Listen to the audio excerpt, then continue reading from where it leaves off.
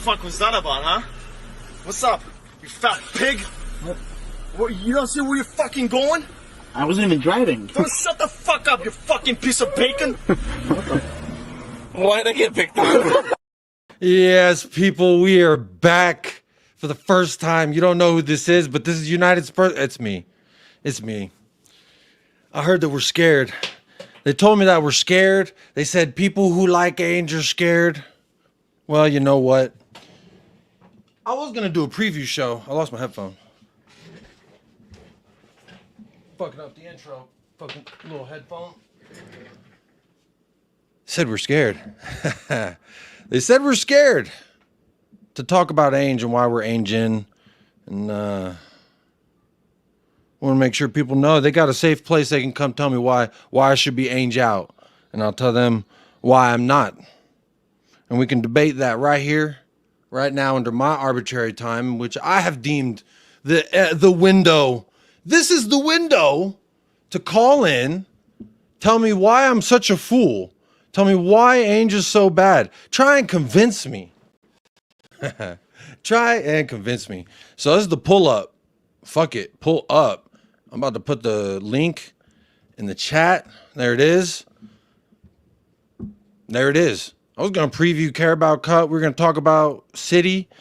And then, you know, I'm dipping my toes in waters and I'm trying to get the temperature feel. And I'm getting the general consensus. It doesn't really matter if we win or we lose. People's opinions are already made up. So, you know, don't give ANGE time. Do give ANGE time.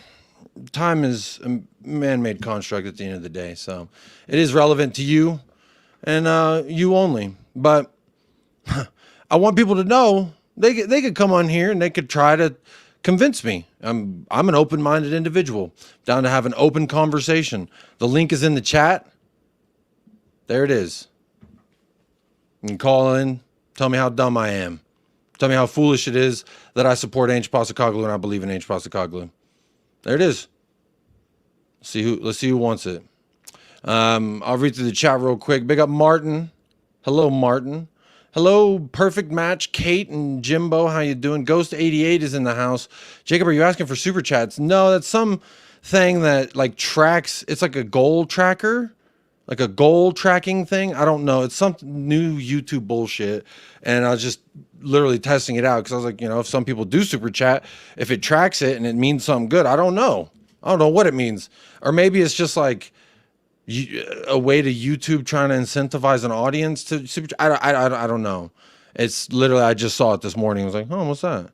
No, not only Spurs fans. Anyone who wants to come in and tell me why I'm dumb can come on in. You don't have to support Spurs to tell me why I'm dumb. Tell me why I'm so naive and stubborn, or excuse me, why ANGE is so naive and stubborn. Lakem Salam Royale, big up to you. And hello, the perfect match, eating some snacks. Look, that's actually why I was late. I was getting some snacks in case I do have anyone who wants to call in and talk. We can have a whole ass conversation. I got snacks. I'll listen to every word you have to say. I will not cut you off. I expect the same respect. I might play a few clips, but it's in all good fun. And that's really it. That is really it. So, come on now. Okay. Well, I think Milan lost just now, if I'm not mistaken. I was watching some of it. Kvaratskhelia scored an amazing goal, and then I was like, okay, I got other shit to do. So, just harmless potato. Good evening, all. Big up, Jacob. Good evening to you, Mr. Potato. Hello, Cam Shanks in the house. Shoshi. Hello, Shoshi. Hopefully you're doing well. Says howdy. Hello, Mr. Jacob with the shiesty. Yes, sir. I pulled up with the shiest. I pulled up with the shiest. All right. No, I don't know why. I've been doing it on rival channels because I want to talk shit about the Crystal Palace loss. And then I was like, fuck it, I'll just wear it at the intro to today's show to really set the mood. But who knows? Maybe I'll put it back on if someone does decide to pull up. They want to pull up with the hey, we can talk about it. They want to pull up and call me a piece of bacon. Because when I tune in anywhere talking about Tottenham, this is really all that I've seen.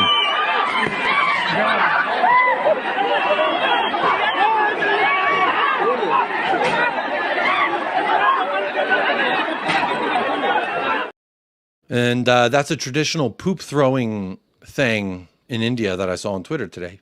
And it reminded me, I saw how poignant of that to be in my algorithm. The poo throwing holiday, the poop war, they're throwing poop everywhere. Why not? Why not? On a day in which it's nothing but Spurs fans literally doing that on Twitter and on YouTube, just throwing around some poo-poo. But give them the chance. Hey, I'm here. I'm here. Who wants to pull up? Because, you know, people say that we're, you know, people say a lot of things. I'm really tempted to play more clips, but I'll save them. I'll save them. I will save them from you. I just saw this internet guy, you dickhead. Oh shit, put the mask back on. Thank you. That's a good one. Big up internet guy. Maybe I should. Should I put the mask back on? Are we saying fuck it? Should I play a clip and put the mask back on? I might. Shit. I might. Do I have a long enough clip? Let me see. I do have a long enough clip. I got a bunch of clips that are long enough. Anyway, big up Mountain Bushman. How you doing? Hello, Latimus Prime. Is it only Rival? Nope. Anyone. There you go. There's the link. Let me, boom. Pin it. It's pinned. Pinned to the top. The link. Who's pulling up? Nobody? I ain't seen no one yet. Ain't one person pulled up. Big up Jacob. Ange is the real deal. Hello, yeah, big up Mountain Bushman. Mountain Bushman. I'm here. I pulled up. I'm ready. I'm ready. Who wants to talk about Tottenham with me? Huh? You know how we pulling up to the phone? Hi, baby girl. Sweet angel pie. Thank you. Big up Edward Y of Oz. We are not going out without a fight. Hey, what other way you gonna go down? Swinging or holding your nuts? Holding your tits? What you gonna do? For me, I'm going down swinging. I don't think you're dumb, Jacob, to be fair. No, it's okay. No, I'm more meaning like people talking about that, like ANGE, and then they attribute it to people who support ANGE still there. How could anyone support ANGE still? I do. And you want to come find out? Come find out. You want to ask me questions on why I support ANGE? You can come find out. Talk to me face to face. Show me your face. Show you my face. We all just face to face the facts. Like Tom Martin. Remember for 12 months, a whole year of this amazing channel. Come on, you Spurs. Pick up Tom Martin. Whole year of support. That's big love, my friend. And you know what? For 12 years, let's see if we can get some hearts going. Woohoo! There we go. It ain't even Valentine's Day. Thank you so much, Tom Martin, for 12 months of being a member. That does mean a lot. Should I play some clip? I keep dropping all my shit today. I was excited for the show, I guess. Put the mask back on. That's a funny one. Big up Joey. How you doing, man? This is Big up Jacob. Big up. Good to see you in the house, my friend. Hey, Jacob, I'm Angin, but just wondering, what is your cutoff point? Well, when it looks to me that there's not a plan, when there's not some kind of identity, which I understand the argument of people saying like, well, we didn't show that versus Palace. Well, we showed relative tendencies of who we are, but we just toothless, gutless, whatever you want to call it. So at the end of the day, my cutoff point, I want to see how this year goes. I want to see how 2 years of a manager goes. It's been since Pochettino, we had 2 years of one manager. And I think it's at least worth seeing out for a few reasons. And we can talk about that. Cam Shanks, you can call in. Hello, Latimus Prime says, you're smart. You love your club and you're a damn good content creator. You know what? You're talking real nice to me, man. You're talking real nice. That makes me want to play a clip. And I don't know what this one is. I'm kind of scared to play it because I uploaded it and I forgot what it was. My kids were being taken to school. They were subjected to horrendous... Officers, I've committed no offense. Please, please. Okay, I remember now. That's a good one. That's a real good one. What's your sports prediction for tomorrow? My sports prediction: sports will be played, sports will occur, and we shall see how they transpire.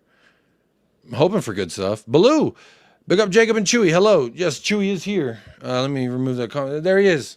You know, look, and he's moving around. Y'all say don't move around enough. There you go. But big up to you, Royale. Damn, not the poop war clip. Yeah, Yeah, it's the poop war. That's what it is. The poop war. It's a sacred holiday out there, but it is a big poop war. Tottenham are unpredictable. Yeah, we can be. Have you seen the Russian poo geyser? No, Stephen Hayes, I haven't. I'm not really into poop videos, but it just kind of reminded me of what Tottenham have, well, at least the fans have been looking like to me, and the arguments we've been making. Big ups Shoshi with the super chat says Ainge in. He's nowhere near Eric Ten Hag, who deserved to be sacked. Big up Shoshi, I appreciate the super chat, and I don't know what it means for the tracking thing, but thank you for contributing to the tracking thing. I don't know what it means for it, but I'm so thankful for your support. So appreciate that very much. Big up Shoshi. I see you here all the time. I don't know. Should I put the shiesty back on? I kind of want to put the shiesty back on. Let's see. Tomorrow we win by pins. Oh, that reminds me. There's a poll in the chat. Prediction for tomorrow. Glory, Tottenham Hotspur. 55%. Someone jumped in the back. Minerals FC. Can you show me your camera, so I know it's, I'm back. Where did you go? Oh, there you are. I see you. There you are. There you are. All right. What's up, man? Let's see. What's up, Minerals? Yeah, I'm good, Jake. What are you saying, You bro? pulling up? You pulling up? Yeah, I'm pulling up. Pulling up, son. What's up? How you doing? First and foremost, how is life? I hope you're I think I need to put the shiesty on if you're not going to be on camera. Yeah, you should, bro. You should. Why not, Yeah. bro? Bro, Jacob, bro. Big Jacob, bro. You know what I'm saying? He stands on business, blood. I'm pulling up. I told you, Minerals. I'm pulling up.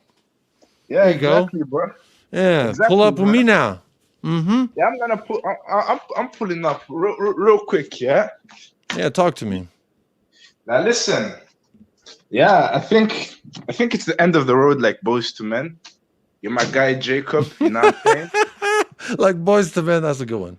Yeah, it's the end of the road for Ange, in my opinion. It's the end. That's a great song, by the way. Hey, come on now. You can't quote Boys to Men and not give me a little line. Yeah, that's true.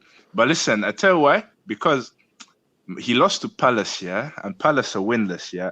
Like he gave them their first win, bro. Like Palace was starving for like 2 months now, from August onwards, maybe 3 months if you want to be technical. Well, if I may, Minerals, just to caveat your point there, you are correct. They were winless, and in their entire existence, which is multiple hundreds of years, they've never gone 9 matches winless. So history is almost inevitable at some point, you could say. And another caveat I would add, last year I was told Oliver Glasner was this, that, and the other, and credit to him, he did win a Europa League final, so he is accomplished in his own right. However, if I'm supposed to believe he's this great manager, which I think he's a very good manager, you got to imagine he's going to get his first win at some point. It was coming. He almost had it versus Chelsea, and he only lost 1-0 to Liverpool. That, to me, sounds like 2 matches they could have very closely come to winning. They just didn't. Palace have been unlucky all season. Like, they were due a win. So then why does their winless record, why is that an indictment on Ainge? It's because, like, it's charity FC. Like, Palace, like, tactically beat you. They done a job on you. Like, they didn't let you play your game. You know what I'm saying? They roughed you up. You know what I mean? And Ange didn't, like, adapt. You know what I'm saying, bro? Like, I'm starting to agree with Sav. Like, his approach is too open and too chaotic, and it's hard to attack football. And I experienced that under Wenger. You know what I mean? So if we're so open and we concede so much, you're Arsenal, right? You're not Chelsea. I'm not mistaken. You're an Arsenal fan. Yeah, bro. I would say this: if we're so open and we're so tactically, what is the word that you use? Because everyone uses different words. Some say suicidal. Some say jump off a bridge. You guys are some say kamikaze. You guys are very chaotic. Chaotic. That's it. And to a degree, I actually agree with you. I think we are a little chaotic in the back, and it typically comes from a blunder in the final third of the opponent. So, to me, I've always felt like if we create enough chances, that if we just had any amount of efficiency to us, these matches would have looked a lot differently. I.e., Newcastle and Arsenal specifically. So my point in saying that is, if this defense is so chaotic and so this and that and the other, why have we conceded just as many goals as Arsenal?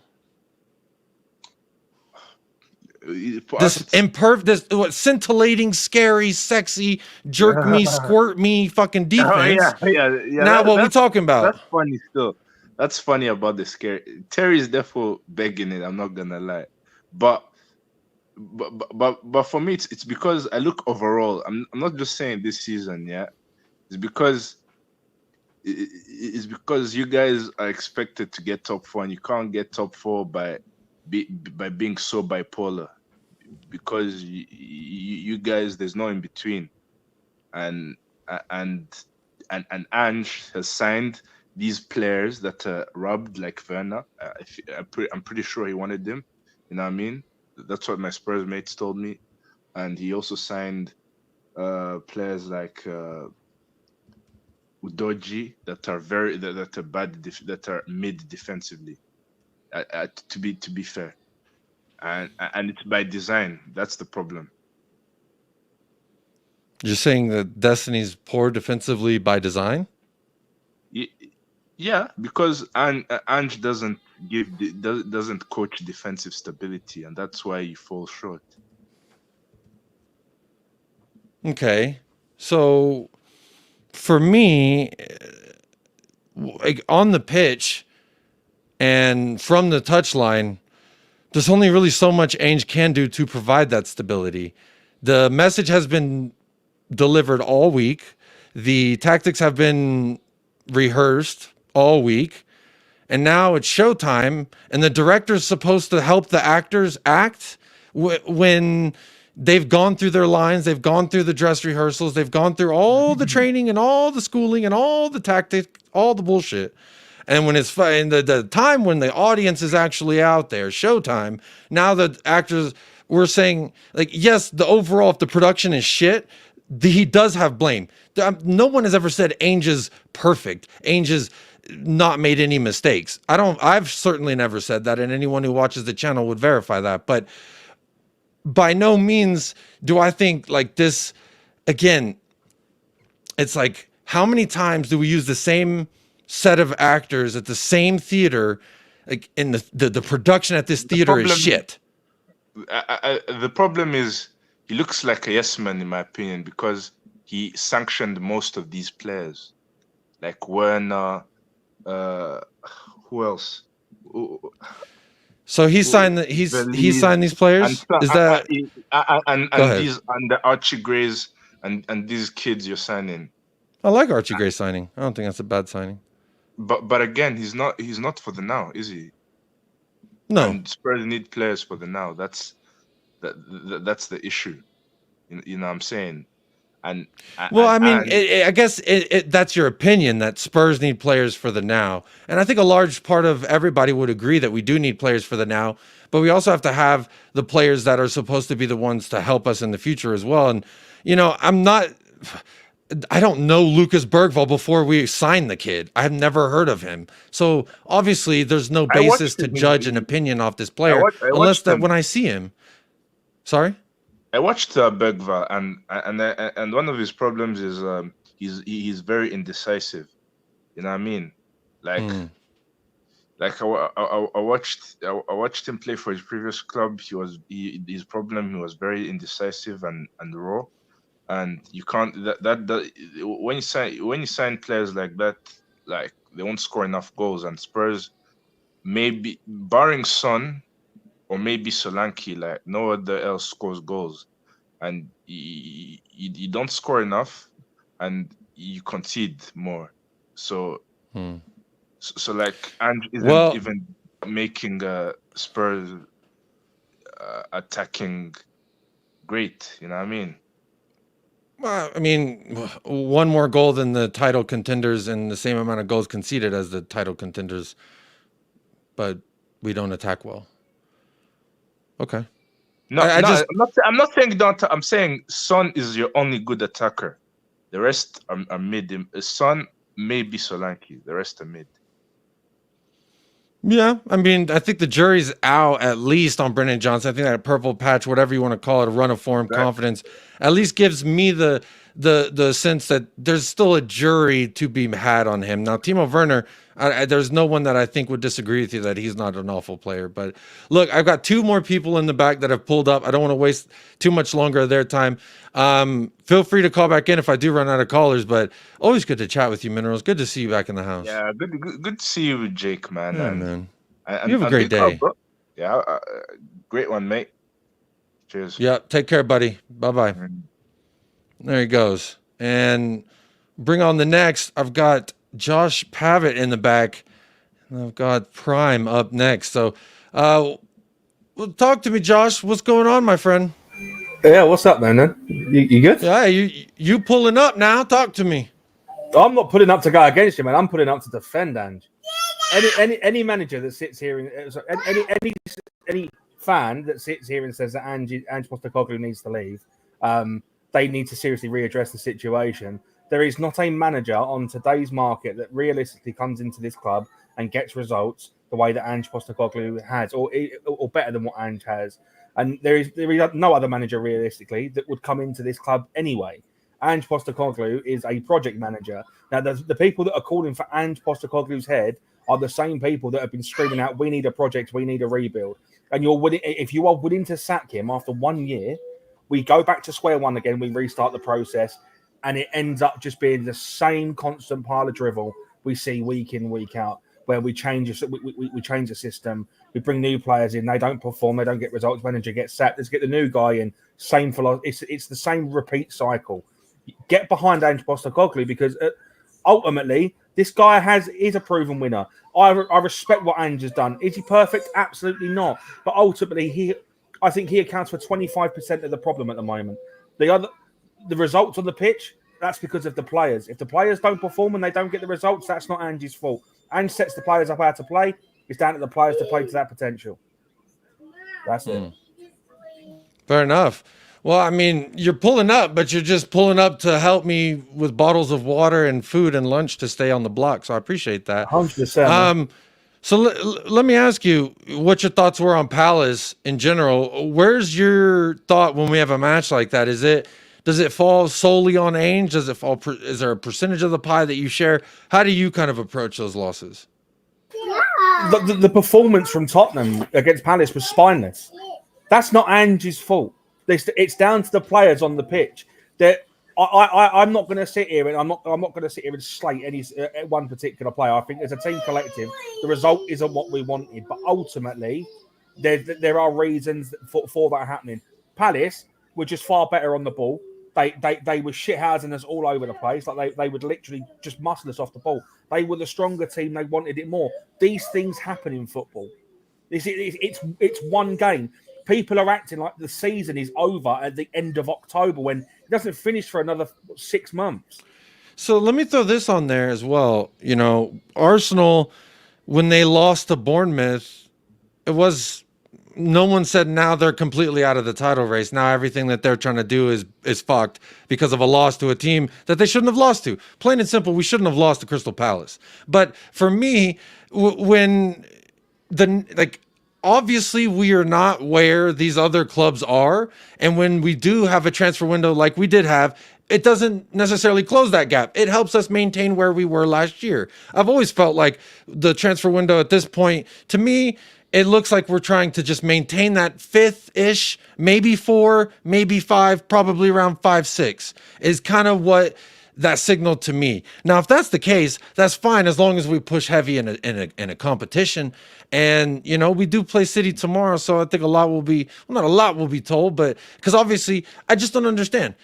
Originally, I had this show titled Tottenham versus Man City Carabao Cup match preview. Damned if you do, damned if you don't. Because it seemed like it didn't matter if Ainge won. It didn't matter if we lost. Either way, they're going to either shit on him or they're going to glorify it, right? And that's like the whole wham is.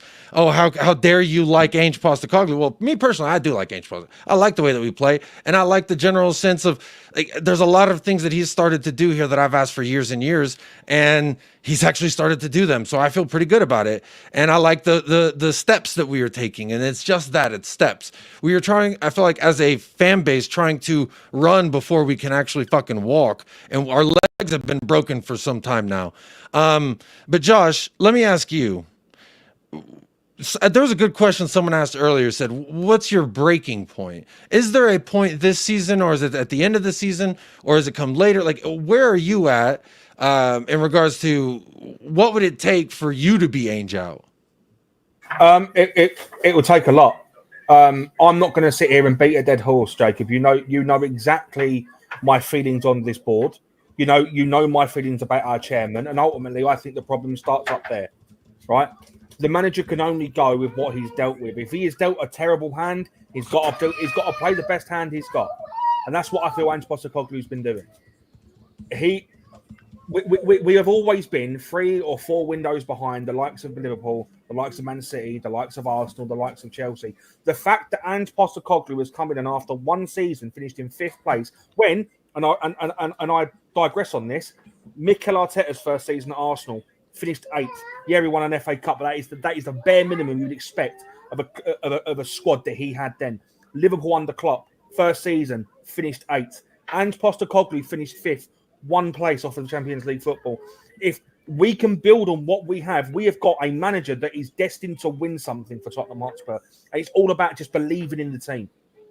I'm not going to be Ange out anytime soon. I can tell you that now. Okay. My focus is more with the board than anything else. Fair enough. Well, let me ask you this last question. My last question was really just to open it to you. Is there anything else that you want to say before I go on to my next guest and see what they trying to pull up on me today with? Yeah, no, 100%. If you're Ange out, take off the rose-tinted glasses and actually see the bigger picture here. The bigger picture here is that this is a project, and we need to give this guy a minimum of 3 years. There is no point sacking a manager after 1 year and then wanting a new manager to come in and then the same rinse and repeat cycle. Get behind the manager. We're Tottenham Hotspur. We're better than this. All right. I'm going to say to you before I say goodbye is many blessings to you, many fortunes to you, much love to you and your beautiful family, and may y'all continue to thrive. Thank you very much, buddy. Have a good one. Yeah, of course, man. Of course. Thanks for pulling up. Bye-bye. And next we've got not a Tottenham fan, a Chelsea fan. So let's see. Maybe he thinks Ainge is naive and it's his fault we've spent $400 million. Prime, how you doing, my friend? Big up, bro. How you doing? Yeah, big up. I think this is the first time you've ever been on here, right? On your channel, yeah. We've talked on Yeah. Sarcasm City and stuff. But not Yeah. We've streamed together on there and then also on Playback too on Sarcasm City. But yeah, man, how you doing? I'm good, bro. How are you? How you been? How's life been? How's your family? Oh man, my Football family aside. is fantastic. I'm too blessed to be stressed, except for it was a little stressful last week. I went to the pediatrician, and 2 kids at the doctor's office it's fucked up. It's fucked up. I'll put it that way. It's a lot. It's a handful. But we made it. We got through, and everything's great. Both kids looking great. They're actually top of the charts in regards to size, and I'm gonna hold that one there on my chest because that's them daddy genes kicking in. So I'm too blessed to be stressed outside of Tottenham. However, within the walls of Tottenham Hotspur lies a certain hall where the echoes of wah wah seem to forever be getting louder. And I don't know. I'm just here because I was told that Ainge fans are too scared to pull up, and I'm not. I'm here asking them to pull up. How about that? But what's your take on Ainge? What's your take on the fan bases splitting? There's a parting of the seas, you could say. What's your take on all of it from a neutral perspective as a Chelsea fan? Yeah. Well, first of all, let me just say, like, football is all. It's good that you're doing good. Good that your family is good. But yeah, in terms of Ange, I actually rate him. I like Ange. I think, like, the guy wants to be a winner. Like when Spurs appointed him and people are making fun that he came from Celtic and stuff. When you look at, like, I respect the manager that has gone through the lower leagues but has, like, excelled like going to Celtic, winning there.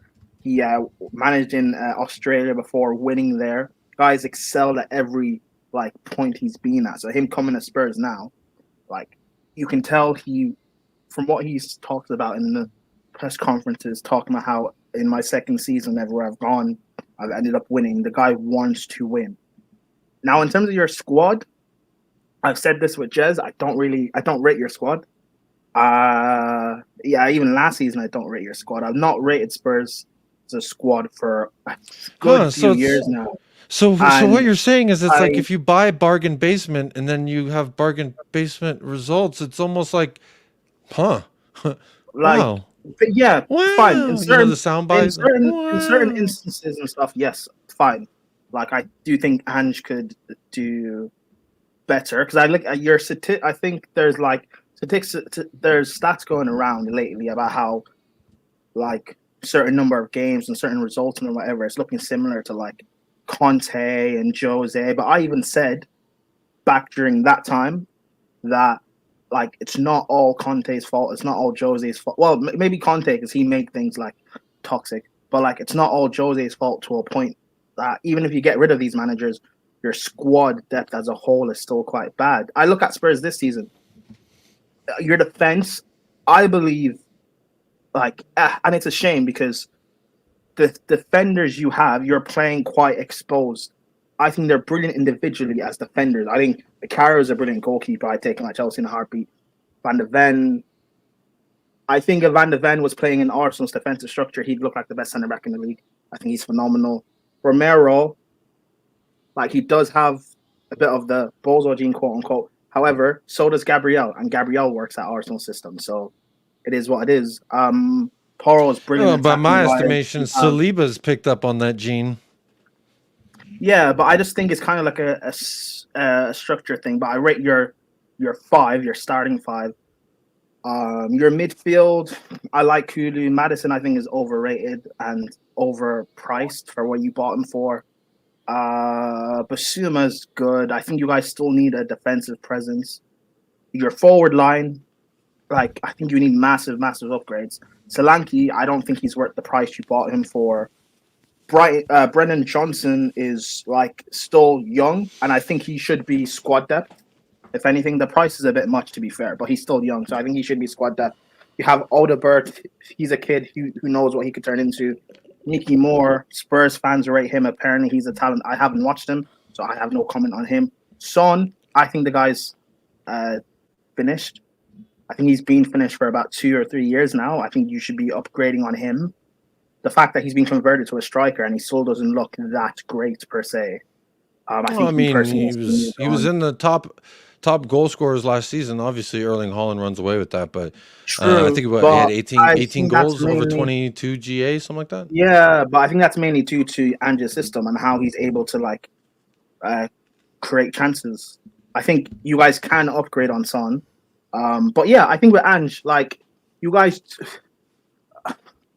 it's funny because everything that's going on, because it was like Jose and Conte style of football, people didn't like it, but you're still getting the same results more or less.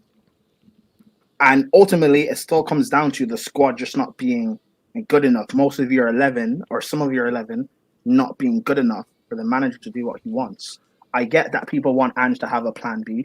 And in certain instances, I think he should. Like last season against Chelsea, when we first played you guys, you go 10 men down. You go down to 10 men. You go down to 9 men, and you're still playing with that high line. I think that instance was quite ridiculous. You probably should have adapted slightly. But in the other instances that you guys have played, I think your players should be managing situations better. And if they can't, there needs to be upgrades on them. There's only going to be a certain ceiling you can reach to if you don't upgrade on what you guys have. And that's on your owners, but that's also on Spurs fans actually being able to band together and demand more. It seems like people are quite polarized about where they stand, but people will get gassed by a summer window or a managerial appointment, and your owners will be able to skate away with it for a year or two before having to go through the whole process again. I don't know. Is anything that I'm saying right, or am I missing out on a few things? I feel like from a ownership standpoint, I do agree.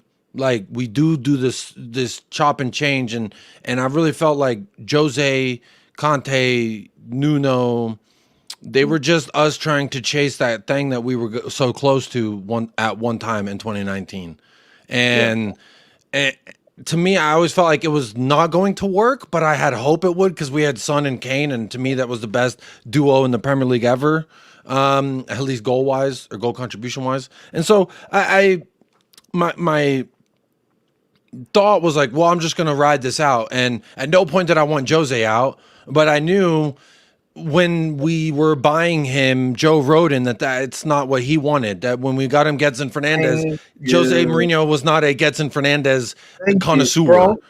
I remember saying this, like, you at that time. Like, but no one blames. But this is what makes me upset about the fan base, not like the Spurs fan base specifically, because they all will say, yeah, of course not, Jose. If you say that, that's why no one is pulled up. Nick from Venn says this guy's clueless. Pull up then. Pull up and tell him. I think he was talking about me when I was speaking. But because, like, when you guys got Werner on loan for 6 months in January, fine. It's weird, but I guess for depth, whatever, that's fine. But then to bring him back in the summer, I'm like, I don't think, unless Ange is, like, completely incompetent, which I personally don't believe he truly is, I don't think it makes sense to bring in Werner. Maybe Werner profile-wise, you want a pacey forward that can get in behind, fine. But Werner's last on that list. Why would you bring Werner in? That's not. I don't think that's Ange. That can't be Ange. Ange is not incompetent. He can't be. And also, there's a guy, Ashley Phillips, that we signed under Ange, and he sent him on loan immediately. I just, you know. That's what I'm saying. The narratives are always crazy to me, because I even put in the description of this video some of the narratives I've heard that I just think are wildly not providing any contextual evidence or other than them to be wrong. Like, oh shit, my headphone died. Hang on one second. Sorry. I think it died. Let me see. Let me plug this one in. You there? Talk to me, Prime, real quick. Hello? Can you hear me? Hello? Yeah, I hear you. Okay. So, they always say one of the sticks that's used to beat Ainge is, well, 400 million. He spent 400 million. What other manager at Tottenham got 400 million backing and And I see it like he spent that. So you're saying they gave him a checkbook and they said 400 million, sir. Have at it. That's what, because if you do think that 400 million was spent by Ainge, you would also then in turn think that Jose Mourinho, like same logic, you would think Jose Mourinho wants Rodin, Gedson Fernandez, that Antonio Conte said, ooh, Richarlison? Yeah, that's the striker I need. Like, I don't think he did that. I don't even think he wanted Basuma. He definitely didn't want Jed Spence, and he said that he didn't. But did that stop us from signing him, even though the manager was like, no, don't do it? I can't say at my club. I know if you sign a player Conte doesn't want, he won't use him. When Chelsea signed Michy Batshuayi, Conte didn't want him. Batshuayi barely played in a title-winning season. Conte's not going to play a player that he doesn't want. That wouldn't make sense. And I think Ange is trying. And I think Ange really does want to win something. I think with absolutely. Your Europa League, the Carabao, I think you guys will try and he will try and be serious and try and go for it, which might affect your results in the league because, you know, he will go with his strongest squad in the competitions. But ultimately, if you guys get knocked out or result, like what's going to happen? Like, will Ange still stay or will things get really bad? Because I don't think things are actually bad now, to be fair. Will things get really bad and really get sacked? Like, what's going to happen? You must not watch a lot of Spurs YouTube, my friend. Because if you listen to them, you'd think the damn sky was falling and your wife left you.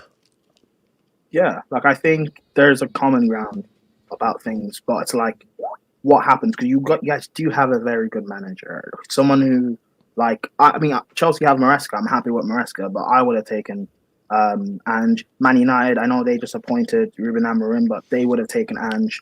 Like, Ange can I ask you a question? Yeah. So one of the things I saw in the chats of these skies falling, let's say Costco guys, I refer to them on this channel.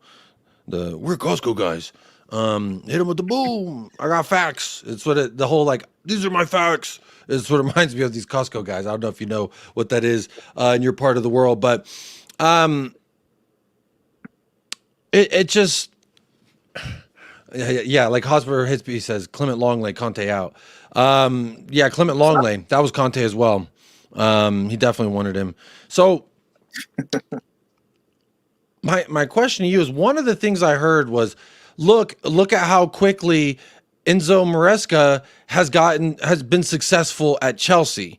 And I just see that, and it's like something they use to beat Ainge with. And But I I find find it it like, funny. how can you say that he's been successful? He literally hasn't even had the chance to play for a trophy, which is what the term success is defined after, so I'm told. You know, it's funny that people do that. People are looking at Maresca about, see, a manager comes in quick, implements a system, everyone looks good. But this time last season, when Spurs had their 10 games and people were saying title race, Ange was the metric of see what happens when a manager comes in. Like, I don't think we can I think with Maresca as well, he's been allowed to get rid of players that don't suit him. Raheem Sterling, we're paying majority of his wages at Arsenal. That's how much Maresca just doesn't want him, and See, he's being backed by the board. Like it's we still. I don't know if you watched our game against because you guys played at the same time. The game we played against Newcastle, the first goal that we scored, the Pedro Neto squares it for Jackson. If that's Sterling, he takes the shot on himself and he misses, and we don't end up winning that game. Like, Neto is a vast Sancho. They're both vast upgrades on Raheem Sterling. And the manager is being allowed to do that. If Ange had a better right-wing option than, say, a Johnson and whatever, or he had a better striker than Solanke, maybe you guys would have picked up 5 more points or 3 more points or whatever, and you'd be a bit higher up and things would look a bit better. But because of what you guys have as a squad, like, you can only get the best out of what you have, really. I think he's a very good manager, but like, still, like, being realistic, you guys are Spurs. What do you guys want? Do you guys want to be doing better? Okay, fine. Then, like, is your manager the problem? Is it your players? Is it the owners? Like, why you're going to just blame Ange? He goes, and then you bring in someone else who does well. It's the same thing. It's the same thing they did to Conte. Ends up looking bad, and then it's the same repetitive cycle. Ultimately, you need to break the cycle. That's what happened with Chelsea. People blamed Tuchel when things went bad at Chelsea. People blamed Potter. When I said it's the players we have, we can't go around with Havertz and Mount and Sterling and think that we're a good side. We won the Champions League, and I told people after we won the Champions League we won't compete for the title because the squad wasn't good enough. A couple of injuries to our main guys, our squad ends up looking bad. I have Spurs around 7th or 8th to finish because I think a couple of injuries to your main guys, and you'll really see how poor this Spurs squad is as a whole in terms of trying to push for anything. And I don't think that's Ange's fault. Maybe he can be a bit more vocal in terms of like demanding more, but like ultimately, what do people want him to do? Because people didn't like it when Conte and Jose spoke out. So now that Ange isn't speaking out, and what I find really funny is whenever I remember, I think it was Jose one time when we were playing Arsenal and Arteta's flailing around like a madman, and literally all these people were like, look at how silly he looks. Look at how I'm so glad our manager doesn't act like da da da da da. And then fast forward to now, they're like, how dare he just stand there? He needs to be losing his mind. And I don't understand. People ask for food. They want a sandwich. All right, I made you a sandwich. Well, this one's got mustard. I don't like mustard. Okay, here's one with mayo. I didn't say I wanted mayo. It's like, now you're just being a bitch. But maybe I'm overreacting. I don't know. I just think it's Just like to that's why I'm complain. doing this show. I was like, fuck a preview. Pull up or you're scared, because I'm told if you don't pull up during this arbitrary time at this arbitrary place that you're scared to support ANGE and you're afraid of a debate. I'm right here for the mass debate. All right here. Yeah, and just like I'm to waiting. complain. There's I no one see that's at come in Chelsea- and been like, ANGE out. Where are they? Like I see at Chelsea, there are Chelsea fans because they hate our owners and they don't want to admit that they were a bit hasty at the beginning. They don't want to admit that we're actually going in the right direction, or at least it looked like we're going in the right direction. Anytime we look like we're playing bad in the game for a few minutes or that we drop points, they start complaining. When we drop points against Liverpool, they complain. When we drop points against Forest, Palace, City, they complain. They want Maresca to go through bad run of form and get sacked so they can be proven right. Do you think there are fans in your fan base that maybe not consciously, but on the subconscious, they just want to be proven right regardless? Yeah. Yeah, fair enough. Hello, Ariel. Not ANGE out, but something I had an opinion on why ANGE will never work out for Spurs. Well, come on and tell me why you think. And no one on here has been ANGE out yet, so you're allowed to come on and you can come on and just say why you think the management is the problem. I think he's a good manager. At the wrong club, maybe that might be true. Because the way I see these fans act, the more I think ANGE deserves better. They act like we're so above him. We are below this guy. And the fact that he is here and he's willing and able, in my opinion, that's an opinion, a feeling, not, that he can change the way that we have been fucking operating as a club lately. And not like from a financial standpoint, just from a first team standpoint. Like the board and shit finally seem like they are okay with this manager taking some losses, our table form not being the best, because we are now trying to build something. And I don't like the word rebuild. I don't want to say because in order to rebuild something, there must have been something that was built and was structurally sound. And we built almost something and it wasn't structurally sound and it all came tumbling down. And ANGE is sifting through the pieces and the broken spots, and he's trying to help us build again. And I've always seen him more or less as a transitional manager to take us from the rubble, the ruins, and the mold into a house that is almost livable. And we're getting the walls up, we're getting some things up, but it's not going to look pretty and it ain't livable yet. So it's not perfect. And I've always been comfortable with that. But apparently feeling that way means I'm a problem. It means it's my fault that the club is this way. I don't understand. That's why pull up. Unless you're not you, Ariel, but whoever, pull up. You ANGE out. I'm a fool. Come tell me why. Tell me why management's a problem. Tell me why you don't trust ANGE. Tell me. I'm literally here, right here. I got the time finally today, and I changed my show. I changed my show from a preview to pull the fuck up. Pull up, everybody. What do you think will happen? Fair play if with your English is not so good and you're still learning. No worries. You could pull up in the chat. You can still pull up in the chat. Go ahead, Prime. Yeah, well, what do you think will happen? But what was your prediction at the start of the season with Spurs and where you guys would finish? Sorry, say that again. I was reading this comment from Nick Vin and it severely distracted me. No, it's cool. With Spurs, back in before the season started, what were your predictions with how you thought the season would go and where you would finish? I always felt as though the transfer window put us in a position for the Premier League specifically, to maintain that, not to push and challenge and be like, oh, Liverpool, watch out. Oh, Arsenal, watch out. But I mean, statistically right now, we are on track. We're tracking a little, just the points is the big one. We're not tracking good in that regard, the wins specifically. But as far as goal conceded, goals scored, etc., we're in pace with the people we're supposed to be in pace with. But I always knew our Premier League table spot was always going to kind of be where we were last year. 5th, 6th is kind of where I thought. 4th would be like nice, very nice. Good job, guys. We are the 4th best team in England. England, but I don't think we are. I think we could be if we fucking were 15 to 20% efficient with the chances that Ange's tactics make. Ange's tactics create all these chances, and we just fuck it, and then we're here. You try it, and I blame Kuti.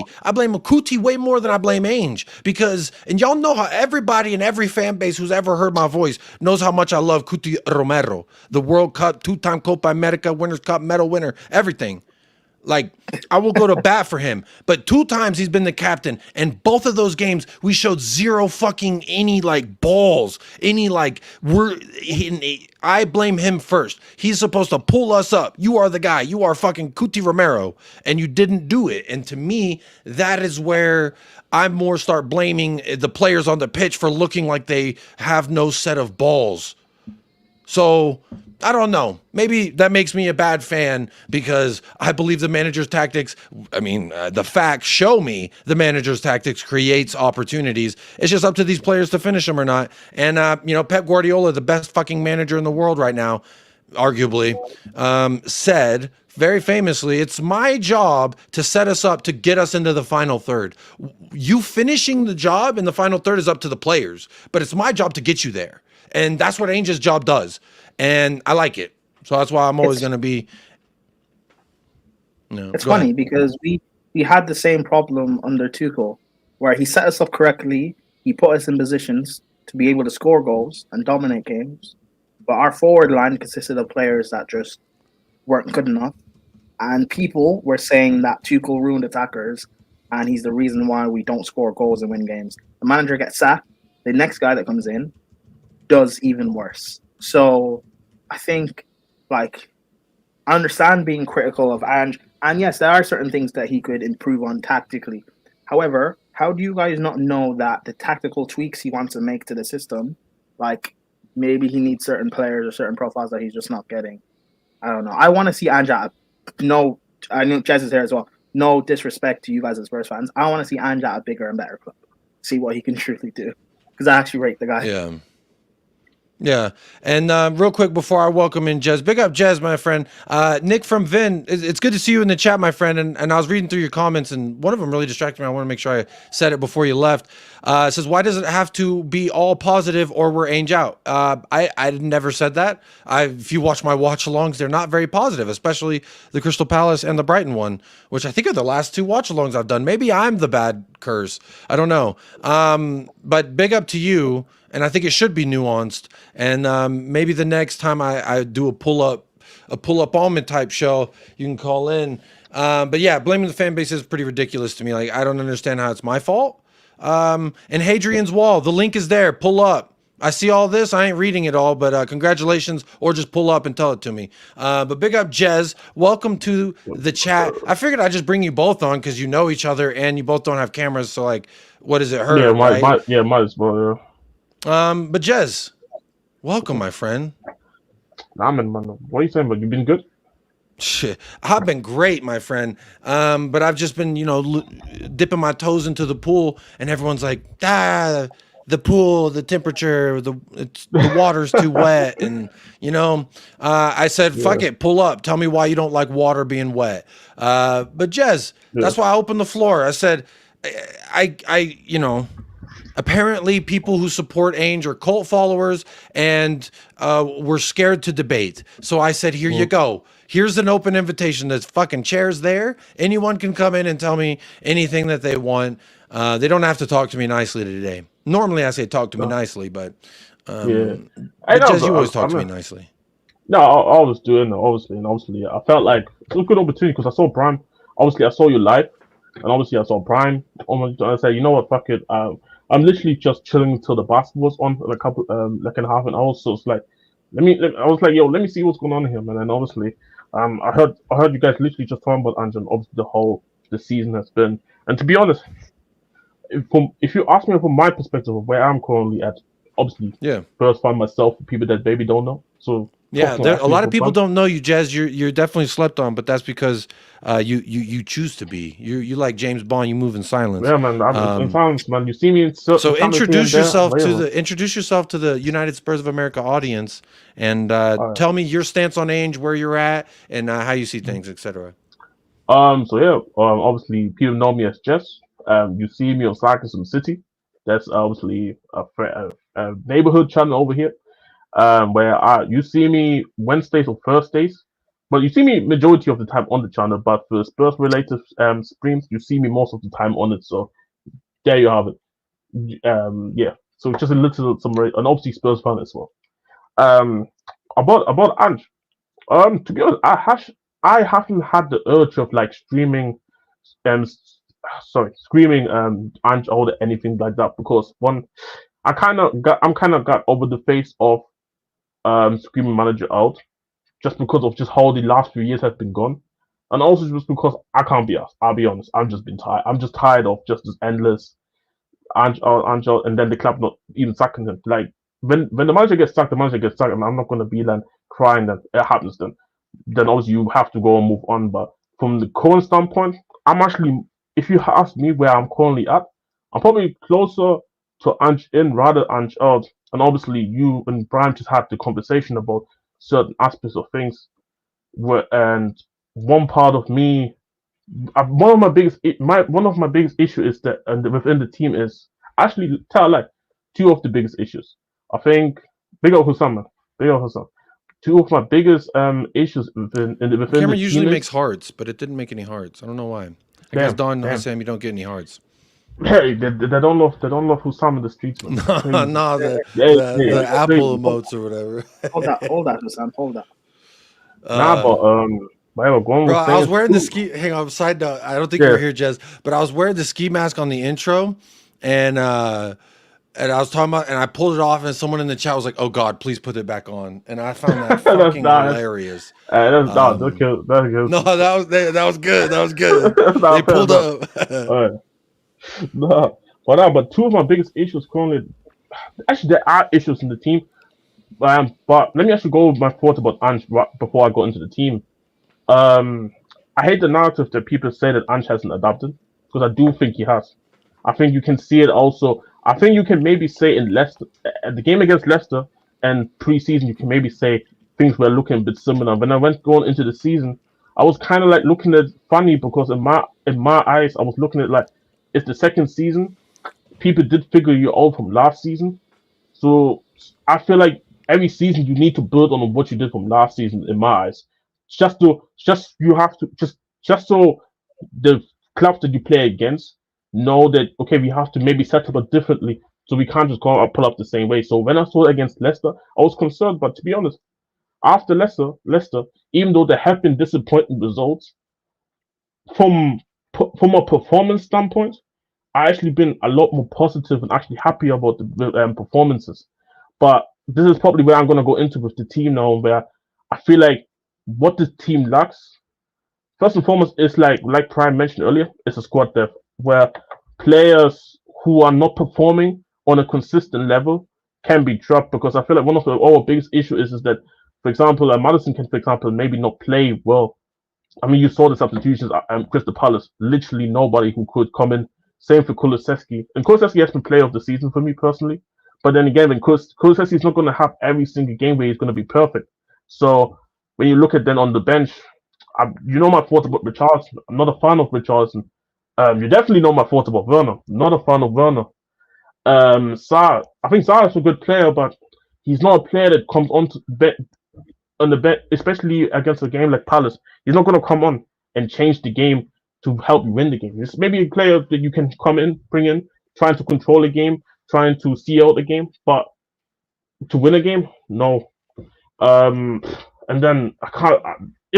Palace was so bad where I can barely even remember the subs, but I was able to literally say 3 of the no-ups.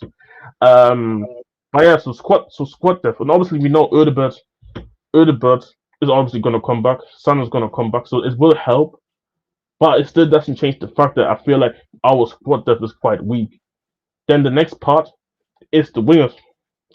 I always say and obviously shout out to Johnson, because Johnson was doing his thing when he was scoring his goals. So I'm not gonna go and trying to slam it into him when I say these things, but it's kind of similar. It's a similar with him. It's a similar thing with Werner, where especially the way Ange wants to play football, it's important that the wingers can actually put in performances throughout the whole 90.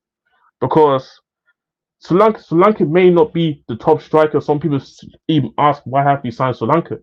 But our striker had one shot versus Crystal Palace. Really and truly, that's not good enough. And yet you can look at Madison, you can look at Kulusevski asking, where's the creativity? Why not supplying him? But the same thing, our wingers are supposed to be also supplying the striker. They need to be creating chances as well. And I feel like our wingers are more relying on help from Kulusevski and Madison, rather than actually being the guys who can actually go and provide. Like, ironically, if you saw, in my opinion, some of the goals that we have scored this season, when we scored them in transition, look dangerous. Because I feel like a lot of our wingers, ironically, would fit closer to a transition team rather than this possession team. So this is where I look at the football club. You can definitely argue, maybe Ange had a certain say, for example, with Johnson. With Werner, we had the conversation about Werner. I still feel like Ange would have been at least in those rooms, where in those meetings where Werner would have brought up, and it would have just been interesting to know what his thoughts was when they brought him up. Because again, my issue always been about this recruitment. It's like, why we sign certain players when we know they're not going to come in? Like, even if the quality is not high, at least let the profile be right. But this is where we've been messing up. That's why I've been so positive about signing like Odegaard, because shame on him, got another setback. But at least with Odegaard, I know from a profile perspective, it's something that we needed. And we need to continue, but also making sure we get the quality. Yeah, apparently he got hurt in training too, so he's going to be out for months and months. I saw Faz Radfar mention that, and it did remind me. It's so freaking unlucky, but that, to me, that is an obvious like replacement, because we couldn't get Desiree Dewey, and we were linked with him for months before the window even opened, and it was one of those things where it was like, oh, he's going to PSG or Bayern, or Bayern. Then Bayern got a lease say, and then PSG was like, well, we're gonna just we did what we did with Van de Ven, which was we're just gonna hang out and wait for them to get out of the race, and then we'll swoop in, like we did when Liverpool was waiting. You know, we're waiting to see what happened with Liverpool and Van de Ven, and you know, PSG rightfully so signed Desiree Dewey, and he's playing Champions League football. So to me, Odegaard was always just our backup to that, in my opinion. But that's my assumption. And to be fair, and that's not even a bad, because again, I do think, because I rated Odegaard already in France before he even was at Burnley, so it's not a thing. Oh, he cooked us last year. He was burning us last year. He was doing his thing. So for me, the signing was never an issue for me. But the issue was we needed to double down and get another. We needed to double down and get another winger in. Like Brian obviously knows. I had the conversation with him. I wanted a striker, and I wanted 3 wingers. Obviously, Werner came in, so that would have been meant only 2 wingers realistically. Then I can then go and get. Because I feel like with Odegaard, it's too much of a responsibility to say, Odegaard, go and save our season coming up. Mikey Moore, now we're trying to do this with Mikey Moore. We're gonna try give him the hero complex, where we say, yo, Mikey Moore save our season. But really and truly, I think it's quite unfair that we're giving them the status of save our seasons, both to Moore and Odegaard. This is where I look at the football club and say, we needed to double down on the winger and maybe get somebody a bit more experienced with the quality, but also fits what we want to do from the winger perspective. And I think this is where I feel like the manager did get let down from that perspective, because you see Son is out, Odegaard is out, and look at all the options now. It's kind of is doom and gloom now when you really think about it. And these are probably currently from the team. So that's from the team perspective. So, no, and obviously I can talk about the backups to Van der Ven. I can talk about the backups for Udogie as well, because Udogie should have not played Palace. Really and truly, should have not, because you had him playing versus Alkmaar. You had him go play against Palace. Is he gonna go and play now against City as well? There's 3 games in a row, and we know Udogie hasn't necessarily been the best that we all know he can be. But I do think there's an overreaction with certain people thinking that he's been a scrub. Now I don't think he's been that bad either.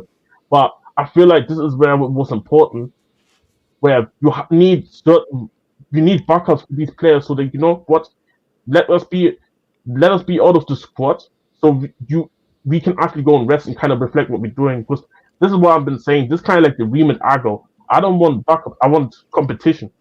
Give me a competition for Udogie. Give me a competition for Johnson, or somebody like guys who go and compete. This is one of my biggest issues. Like, it feels like we don't. It just feels like too relaxed. Pedro at Porro times. too. I mean, Porro- what's his competition? Archie Gray.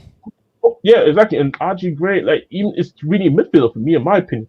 Like again, like we need guys to be feared of the fact that you can get dropped and you can be dropped for like 2 games in a row, 3 games in a row because the competition behind you is actually good. Not backups like Dragusin, for example, but Dragusin only comes in if you really have to rotate or if Romero is out. Because really and truly, you're not going to see just randomly Dragusin start a game over Romero. It's just not going to happen. So I feel like Well, yeah, I mean, to be fair, they've been calling for it, and every time he does start, first time he got a red card, the next time he go it put a good performance in. But I think, but you get the point that I'm trying to make in terms of it really and truly out of the Europa League games and maybe early rounds of the Carabao Cup, you're really not going to see him start over Romero.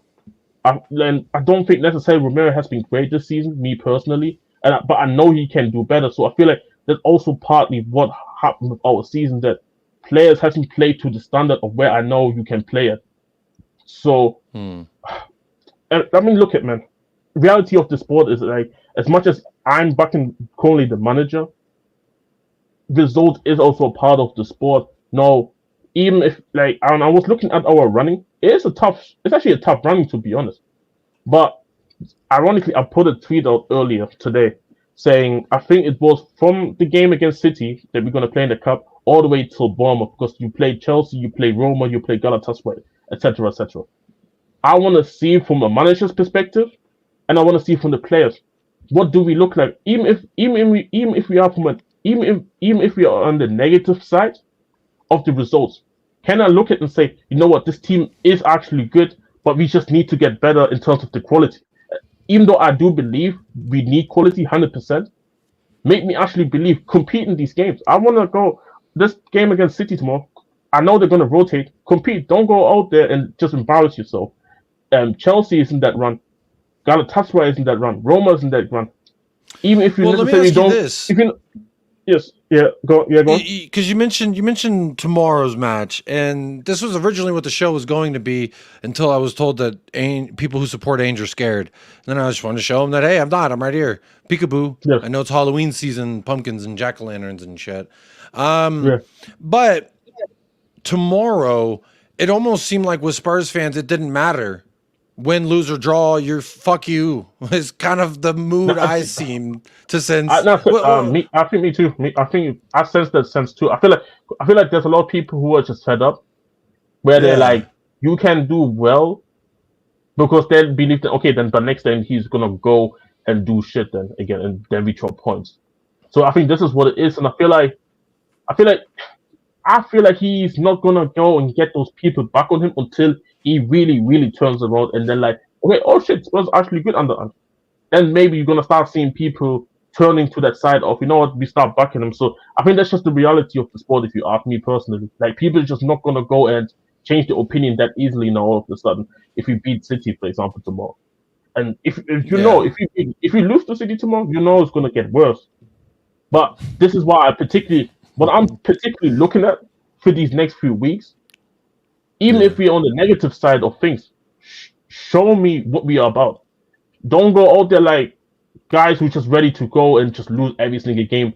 Don't look hopeless out there for the next few weeks. Who do you blame for that? Look, that like I want to, because for me, I blame the fucking captain, which 2 times Brighton and versus Palace, it was Romero, and you know how much I defend Romero, but yes, to me, I blame, because I agree, we look like scared children, dog shit, whatever you want to say.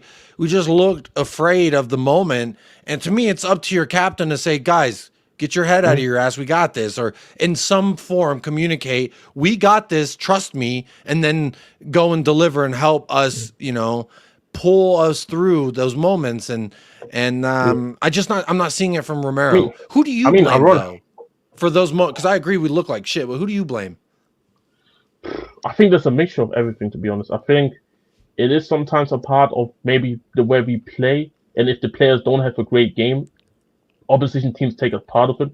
But I do also think it's a mixture of the fact that players just like, I think everybody should, like, I don't like, the issue is I just don't think we really have that natural leader in that team. That guy that I can say you can really be the captain of the team to go and do, like you said just now, get the team up and say, you know what, we can get over this. Like Palace, for example, you needed a guy like that against Palace, because like from minute 1 till minute 90, and to stop the bleeding like, versus Brighton when they started cooking us. So yes. it took a leader, a fucking person to stop. But then also I think partly what we're missing, and I think this is what we're missing. We need a bad boy in the team, just somebody who can, sometimes when we're in the gutter, who can just go and say, you know what, let me start taking over. For example, you have a Salah at Liverpool, you have a Palmer at Chelsea, you have obviously no Saka prop. I don't want to do Arsenal prop over here, but I have to use some examples here. I use Saka over there at Arsenal. Yeah, double S, and there we go. You know, Woolwich, whatever you want to call him. Yeah, man, Woolwich. Here we go, man. But where's this player? Where's this offensive player for us? Like, who's this maverick in our team? Which I think we are lacking. Somebody who can, just by their performance, can. Because I feel like since we don't have the leadership necessarily, I feel like you need a guy who can inspire other players with their performance. Like, no more, let me take over, help me. Like somebody, say like sometimes I see, like shit, when OKC used to be in the gutter, sometimes Chain would just pull up and just drop 40. And then and we get over the game, getting over the line. Because I feel like with us, if the team doesn't play well, it feels like we can never win the game because nobody seems to look like, let me take over. I feel like this also, but so I think it's a mixture of everything. I think there is a leadership issue within the team, and I feel like we need certain levels of characters. Because I talked about Maddison. This is not necessarily trying to go and slam it on Maddison, but I always say about Maddison, when everything goes good, Maddison is an amazing player to watch. But when things don't go right, he's the worst player to have on the pitch, because he will then do everything on top. That doesn't help you. He will start whining. He will start taking more touches here and there. He will complain to the ref. That doesn't help the team. Like, instead of complaining, instead of being on the floor too long after you got tackled, go on trying to take over. Like, I feel like I think that element within the team hasn't been there for years, Jacob. If you ask me, like, I think that, like, and I feel like every top team has to. Every team has a player that gives you that element. When the team doesn't necessarily perform well, let me take over from here now. And I think this is what I feel like, especially in the team like ANGE, when the creating part is not necessarily working because the opposition just defends well. You need a guy who can just dead it the opposition and say, get all that hope from the opposition of being able to get a result. Nah, mate, I have this player on my side. He's gonna pull us through. So I feel like there's a combination of why we have this issue, if you ask me. Very interesting. What's your prediction for tomorrow? I don't know, because I heard rumors that Werner's gonna start, so that's already gonna put me down. I heard. Yeah, we don't got a lot of healthy wingers at the moment. Yeah, unfortunately. Apparently Richarlison may see a nod as well, so this makes me think if he comes in for Sri Lanka, which is not expiring if you ask me, and then it's most likely going to be Johnson on the right. So if I see, I'm just going to be positive. I'll be honest. Like, I haven't predicted a Spurs loss all season, so I'm going to just stick with it. Fuck it. So this is what SofaScore is predicting. All right, let's do predict Timo Werner, Richarlison. I don't know if they got the news, but Odegaard is hurt for months, so he's definitely not going to be there. Yeah, no, it's going to be Johnson. I think it's going to be Johnson. It's got to be, right? Because who else? I think it's going to be Johnson. It can't be Foster in goal, please. It can't be. It says they're predicting Fraser Forster. I don't know why it would be. I would pray we do Vicari. Personally, I just don't know why you would. It's got Destiny starting. I actually think Jed Spence, if he's healthy, he could be a shout for a start, but he would be his first. I think he has to start the game, if you ask me personally. I think he has to. Whoever's going to be right back or left back, I don't know, but I think he has to start. Okay. Well, speaking of, we've got someone who pulled up. They're not scared. Mike Doss, you're not scared. Hey, here you go. I don't know, but you sound far away from your mic. It sounds like you're scared of talking to the mic. Hang on. What about now? There we go. Yeah, you sound a lot better. No, I'm not. I'm not scared at all. Why would You're I be not? scared? No. It's Halloween season.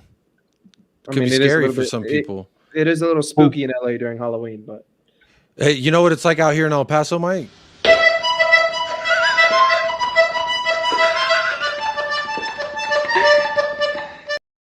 So it's real spooky season over here. But Mike, now that you're here, let me ask you, am I a fool to believe that, am I a bad fan to think that Ainge is not a bad manager?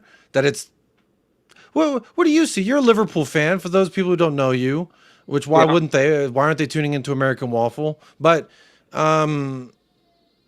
I don't know. I did this because I was told that people who support Ainge are like cult followers and they're scared to debate people who don't like Ainge. So I said, fuck it. Fuck a preview, because everybody says win, lose, they don't give a shit. They hate Ainge anyway. So fuck a preview.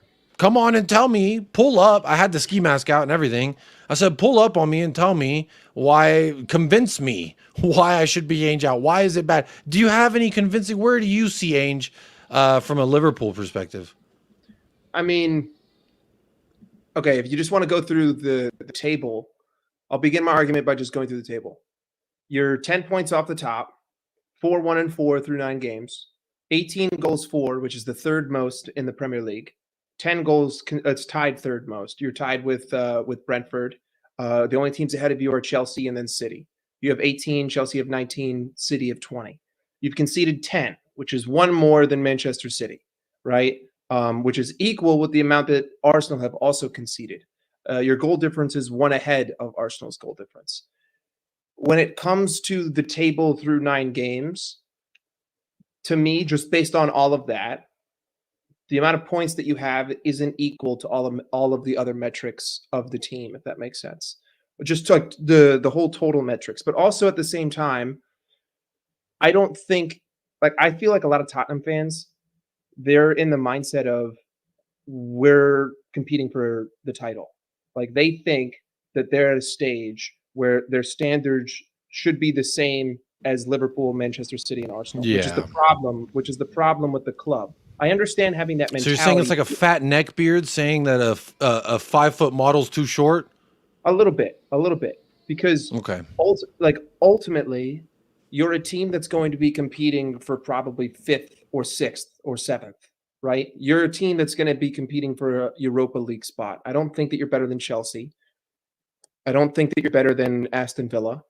But at the same time, I also think that there is a world in which you could be competing for those spots if you were playing scintillating football. Now, does Ange have problems? A little bit, right? I think at times he plays too much of the high line. I think at times he's a little bit too. We've actually not been burned by the high line at all this year. But no, I'm talking like from the whole 2 years that I've been watching him. I think that there's times. I think there's times in which that he's stubborn, but I think that all managers are stubborn at times. Like, there's been games this season where I've been upset with Arne Slot, and yet I'm 1 point off City. Like, there's been moments this year where I'm thinking to myself, why are we setting up this way at the end of the game? But listen, Hadrian's Wall, I'm not being disingenuous, because it's about the way that you approach your team. It's about the mindset that you have. 13 points in 9 games, 4 points off Chelsea. Ultimately, that's not far off from 5th, and it's only 9 games into the season. I do think that you guys have problems. I do think that you have a lack of consistently reliable players, but I don't know if going after Ange is going to solve that. And I think that the reason why maybe I'm for Ange, or why I think a Spurs fan should be, is because if you sack him, you're just going to go back to square one, like the same way that you have every single year, and every single from Nuno to Jose to Pochettino to Ange. It's almost like the special one couldn't be successful here. What I was told, Jose in his prime and then Antonio Conte couldn't be successful here. And then now, because Ainge is not successful in 18 months, it's a problem. But look, Hadrian says, it's a matter of fact, Ainge is the one who said we're competing for a title. This is where I love, like, this is why I did a show like this, for people like Hadrian's Wall that look at a Twitter quote and don't listen to the man or listen to the question he was asked or base any contextual evidence around it. I mean, listen, that's the manager's job. I don't want my manager to come out here and speak negatively. Like, you're supposed to say those words to will it into existence. Like, that's your job. It doesn't necessarily mean that you're always wholeheartedly believing that statement. Uh-oh, I think Mike got dropped out there. Everything okay? What's up? Oh, hi, Mama Shan. I'm right here. I don't know what happened to Mike. He just completely just dropped off the face of the planet. There he is. He's back in the back. Mid sentence, everything. What was that? It just booted me. It just says there's a problem with your internet, but my internet was here. Yeah, Phineas, whatever. Phineas Booted. Phineas, I know. Listen, honestly, I might have been. It's Halloween, but I just like the question that I would ask a Spurs fan that is Ange out is a few questions. Number one, who are you gonna replace him with? Number two, how long is it gonna take that guy to get you ahead of where Ange could possibly get you? Number three, how many of your players is that guy going to actually want? Which means that let me throw some names at you. How many windows are you going to need to get that manager what he wants? Let me throw some names at you to see if you can answer your question with some of these names that I've heard Spurs fans this season say this manager would set us up right. This manager would have gotten that result, or yada yada. And fifth, check the private chat if that's the real Fifth Elemento. Tell me something only the Fifth Elemento would know, or just flash me your camera, and then I'll bring you on so you can yell at me about Ainge. But I think, which he's got a Will Smith crying as his photo, so it's kind of just, I think he's wearing a Spurs shirt, so that's very unfortunate. But some of the names, Mike. I've heard Sam Allardyce. I've heard Graham Potter. I've heard Thomas Frank. And they even said at this point, after the loss against Palace, the 1-0 loss, at this point, even Ryan Mason would do a better job. Any of those names make you feel like they could do better than Ainge has done? To be honest with you, I don't even know who the first guy you said was. Graham Potter, I think he's been out of it. Sam Allardyce, the dude, I think the last job he had was with either Watford or West Bromwich Albion. I'm the kind of person where the absolute last resort has to be sacking the manager. And first off, I don't want to sack a manager at the beginning of a season. Like we're 9 games into it. You guys are 4 points off of 5th place. Ultimately, like, where as a Tottenham fan do you think you deserve to be? Like, if you look at the results, should you have beaten Brighton? 100%. Like, you were up 2-0. There's no reason why you guys should have lost that game. But it is what it is. You lost to Crystal Palace. Unfortunate, but it happens. I mean, I lost to Crystal Palace last year as well. You beat United. You beat Brentford. You lost to Arsenal 1-0. But you're in a title race, and you lost to Nottingham Forest. Arsenal are in a title race, and they lost to Bournemouth. Teams that are striving for shit drop points. City drop points to Wolves. But also, like, I'm looking here. I see 1, 2, 3, 4 teams. Hadrian, I'm going to stop replying to you. Just join. The link's there, buddy, in the chat. It's pinned to the top as well. I'll drop it one more time. Come on and let's have this discussion, because the whole he said, she said thing, I would love to debate you on that. And this is apparently the real Fifth Elemento. You lost to Newcastle away, which isn't the end of the world. You lost to Arsenal, which, let's be honest, you should not be winning that game. That would have been a great result to get a point out of it. It would have been an unbelievable result to get 3 points out of it. You lost to Brighton, which ultimately are a team that's not bad. The only team there that I would say that you have no business losing to is Crystal Palace, but I have no business losing to Nottingham Forest. So, well, we don't have any business losing that. But what I would say as I pivot to say hello, Fifth Elemento, welcome to the. I don't know if this is like a wham or like a regular thing. I just did a pull-up stream because I'm tired of people saying that people who support Ainge are scared. And Hadrian's Wall's doing all this talking in the chat, buddy. The chat's there. All right. The link is there for you to come on and have this discussion with me. But Fifth Elemento, we did lose to Palace. However, history, which is a motherfucker when you consider hundreds of years of history, Crystal Palace have never gone winless in 9 matches. The only time they've gone winless, the longest, was 8 matches, and it was like right when the Prem started, and they got relegated that year. So to me, looking at their roster, I thought it was arguably one of the best lineups that they could have put it out there, to be honest. And much could be said about the same thing for us, except for Sonny. So to me, it was one of those.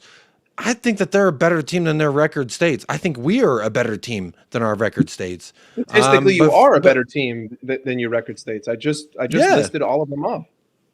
That's what I'm saying. And you know, that's why I did this. Could someone tell me why I'm supposed to be Ainge out? Because all the wham that I've heard thus far ain't convinced me. But Fifth, where are you at with Ainge? What say you, my friend? Well, I'm part of the. I'm too scared, Jacob. Oh, you're scared? You pulled up because you're too scared, huh? How's it going, fellas? As far as Edge out, I'm here and there. I mean, I do want him. I still believe in him. I still give him his props, you know. But I also go at him when he fails, just like everybody else. Everybody understands that. We're all humans. We make mistakes, and sometimes we don't see those mistakes as they happen. So Ange currently right now is seeing those mistakes. Right. We can make assumptions. We can bring up everything that he did last year, though, but we still haven't given him the opportunity that he deserves. So as far as like with the Crystal Palace, I mean, imagine Crystal Palace with their key players. How would that result would have been? I mean. So they had it largely. I mean, Adam Wharton was one of their key players that was not supposed to play, but then he played and had a great game. The Jefferson Lerma went out early. I thought that would in turn be good for us, but it didn't mean shit. They did have their strongest lineup, to my understanding. Olise is at Bayern Munich, so there's no point in imagining that. Yeah, you can't imagine an Olise there, and Eze was there and he was cooking. And Trevor Chalobah, well, I don't know what he was doing in front of net, but that was quite funny.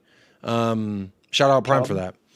But I'm pretty sure that he knows what happened to this game, and as he even said it on his interview, you know, he wasn't happy.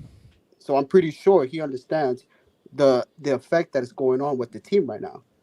I mean, he's not blind. We have to understand that he's not blind. So he must have to find out what's really going on.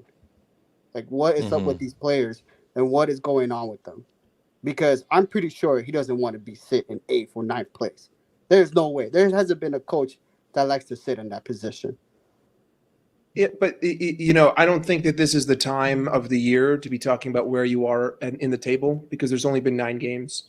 There's 38 games in a season. You're not even a quarter of the way through the season, or maybe you're just about a quarter of the way. Mikey, we're approaching half of the season. No, we're not. We're 9 games in, and there's 38 games in a Premier League season. Yeah. We're not even at the 25% mark of the Premier League, and you're 5 points off fifth. I'm sorry, 4 points. And last year when we were top of the league, no one was like, legitimately, I don't think there was anyone saying we were going to win the league. And rivals damn sure weren't saying it. There was maybe a couple of Spurs fans that are like, yeah, I hope we can. Like, of course, I fucking hope we can every year. But we're top of the league or bottom of the league after 10 matches. That doesn't mean we're getting relegated or winning the league, in my opinion. It just means we've either had a really good or a really shit start.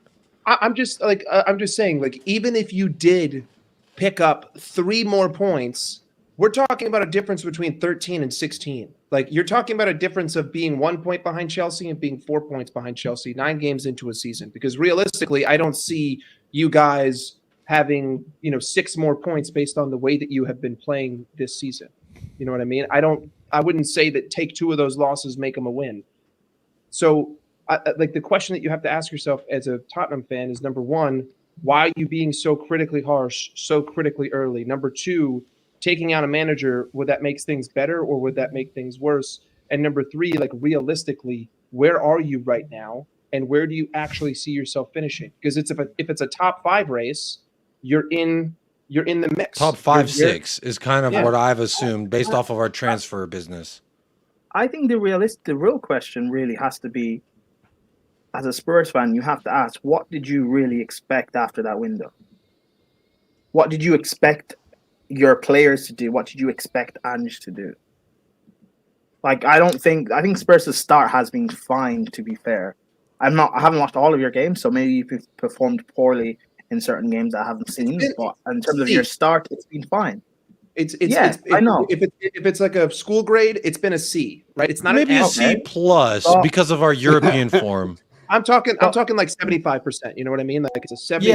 Yeah. We're definitely not an A or a B student at this juncture, but performance-wise, like a lot of stick and a lot of the real noise around Ainge started when we had back-to-back losses versus Newcastle and versus Arsenal. Now we lost 1-0 versus Arsenal, and we lost worse to Newcastle, which historically St. James Park in the last fucking couple of years has been a nightmare for us. So, and Conte, this fantastic manager with the worst defensive players, admittedly, he went up there and got bounced out pretty crazy too.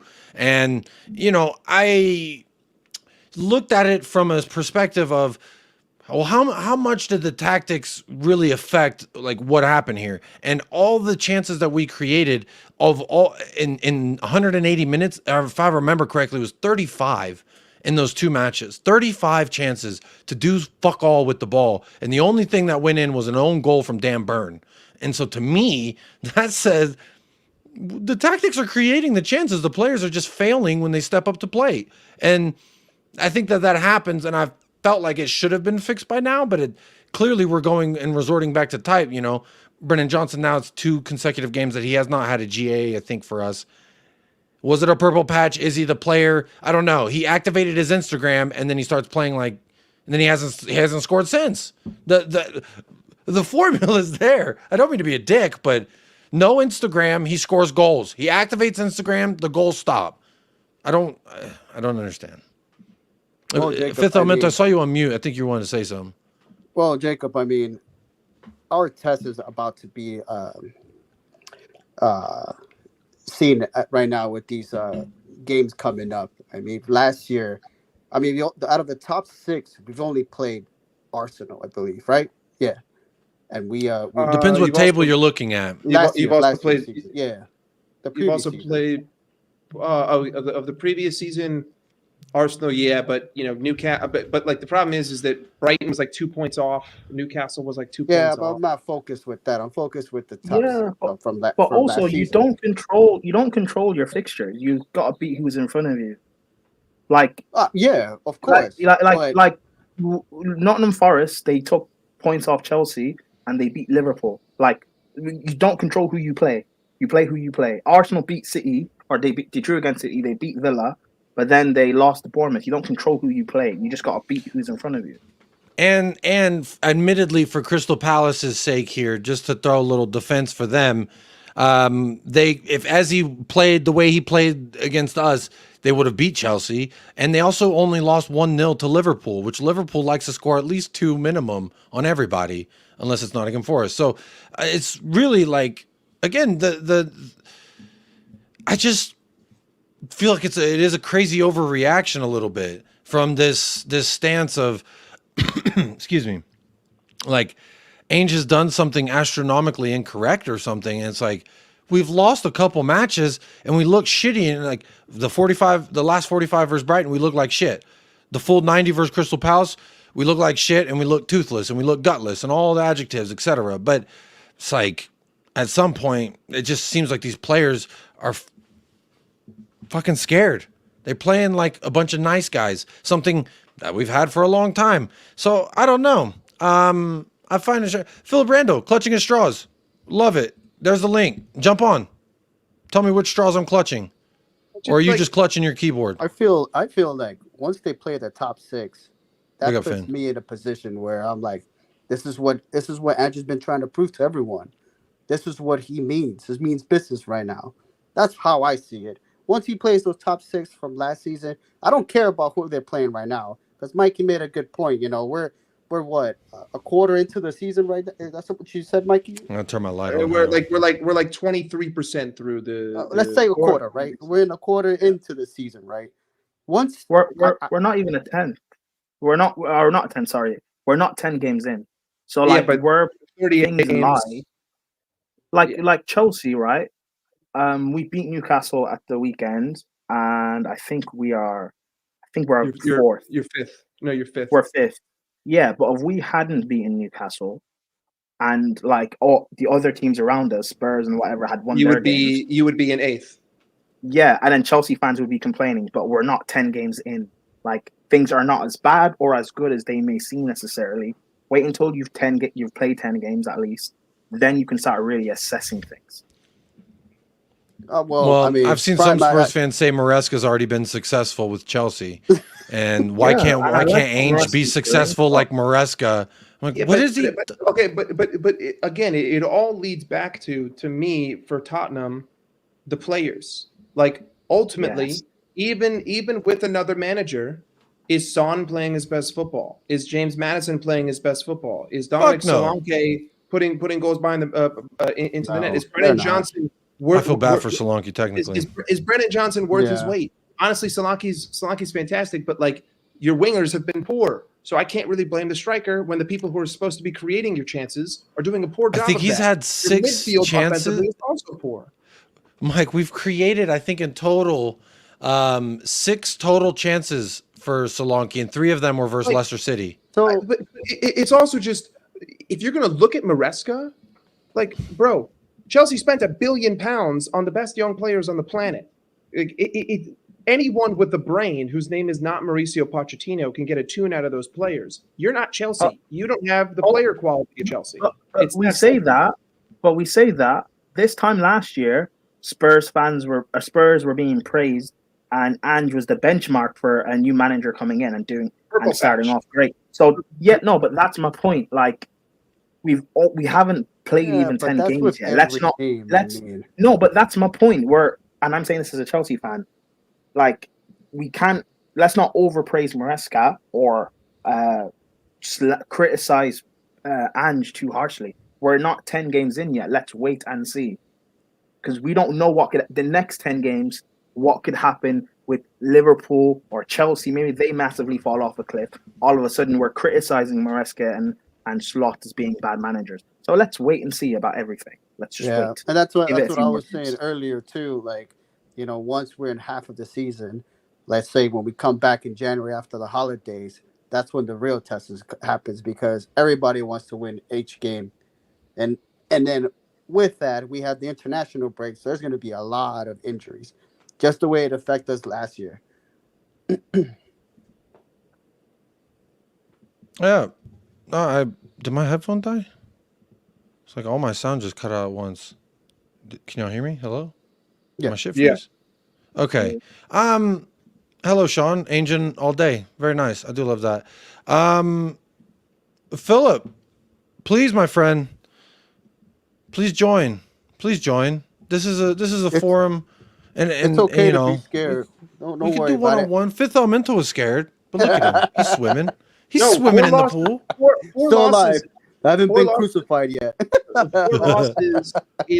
4 losses 100% is poor, but 2 of those losses are losses that you shouldn't be too upset about. You can't be upset about losing to Arsenal, and you can't be that upset about losing to Newcastle away. The other 2, Brighton, the fact that you're up 2-0, yes, you should be pissed, and Crystal Palace, yes, you should be pissed. But that's just the way that things go sometimes, and ultimately, your stats don't match up with the amount of points that you have. And like, yes, you can say, well, results matter, but when you're a team that's trying to build your way to becoming a championship side, you have to look at everything. Like, you cannot sit here with the same mentality of Manchester City or Liverpool or Arsenal, because there's no shot in hell that you're going to finish in the top 3. So you need to work on building yourself towards getting as close to there as possible, so that you get into a position where Daniel Levy is like, you know what? All we need is this player, and I think that we can get over the line. But until I get to that moment, I'm not going to drop all this money. And yet you could go into the conversations about the amount of money that you guys have wasted on different players, and that's a different topic. But I really think that it's just a mentality thing with Tottenham fans. And I'm okay. I'm okay with it, because we've done the battering. That we've battered teams, and we haven't gotten battered like other teams have. I believe the last game we won 4-1, and then 4-0. So we haven't gotten better by any team, by any chance. Well, that's that. You know, I tune into channels. I look in the chat, and they're like, "We're so bipolar" is a word that there's weird for all these mental issues. They like to use that and attribute it to Ainge. And I find like kamikaze football, suicide football. But Arsenal are so good defensively, and we've conceded the same amount. It's fucking crazy. So the same thing was said about. Go ahead. Remember Klopp's first was 2 years at Liverpool. The same thing was being said. Kamikaze, crazy football. He got Van Dijk in January. He bought Alisson, Fabinho in the summer, and Liverpool had the best defense, or one of the best defenses in the world since. So yeah, maybe if our Spurs just had 2 or 3 quality attackers, you wouldn't waste so many chances.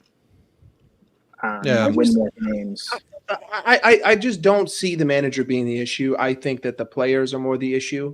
I think that the players that you have for Ange's system at the front end of the pitch are the problem. Even though you guys have produced goals, the problem is that you end up scoring most of your goals against teams that are shit, and you end up only scoring 1 or 2 against teams that are of quality. So, you need to just work on getting better wingers in here. And if you sacked Ange, you're going back to square one.